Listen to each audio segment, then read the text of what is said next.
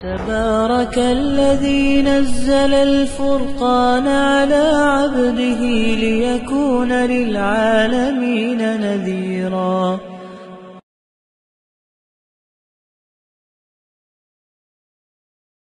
بسم اللہ الرحمن الرحیم. الصلاۃ والسلام علی رسول اللہ صلی اللہ علیہ وآلہ وسلم. اسلام ہمارا دین چینل میں خوش آمدید. السلام علیکم. اور حضور نے کیا صلہ دیا ان کو، دیکھو جو نبی کے کام آ گئے اور وہ کس قدر قابل احترام ہو گئے. آقا کریم صلی اللہ علیہ وسلم جب غار ثور میں گئے تو ایک کبوتر اور ایک کبوتری دونوں نے مل کر جلدی جلدی سے وہاں پر ایک گھونسلہ بنا لیا، اور کبوتری نے فوراً انڈے دیے اور مکڑی نے جالا تنا، اس لیے کہ کافروں کو یہ بتانے کے لیے اگر حضور جاتے تو گھونسلہ ٹوٹ جاتا، جس کا مطلب کہ یہاں اندر کوئی ہے نہیں.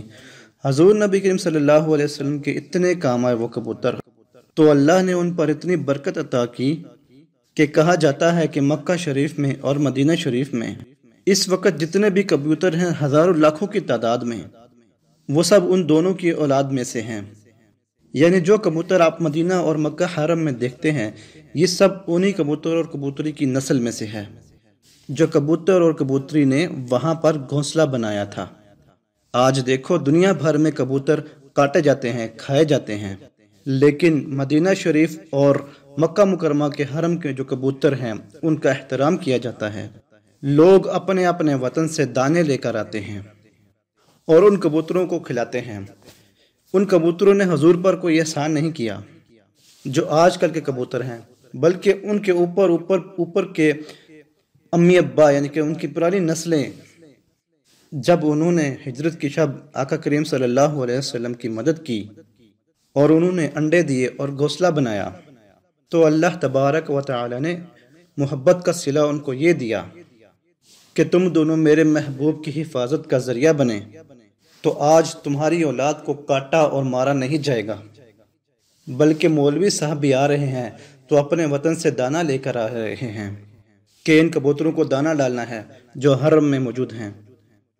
دنیا بھر کے کبوتروں کو ادھر ادھر اڑ جا کر دانے تلاش کرنا پڑتے ہیں، اور مدینہ شریف اور مکہ شریف کے حرم میں اتنے دانے پڑے ہوتے ہیں کہ یہ کبوتر کھا کھا کر رج جاتے ہیں، پھر بھی دانے ختم نہیں ہوتے. اور ان دانوں کی کیا فضیلت ہے، سنیے ذرا سنیے ان دانوں کی فضیلت سنیے کہ وہ دانے جو کبوتر چگ جائیں، توجہ کریں، کبوتر جن دانوں کو چگ جائیں، یہ کسی کتاب میں نہیں لکھا ہے، یہ کسی اللہ والے کا قول ہے. آپ کو پسند آئے تو کر لینا، ورنہ اس بات کو یہیں چھوڑ دینا.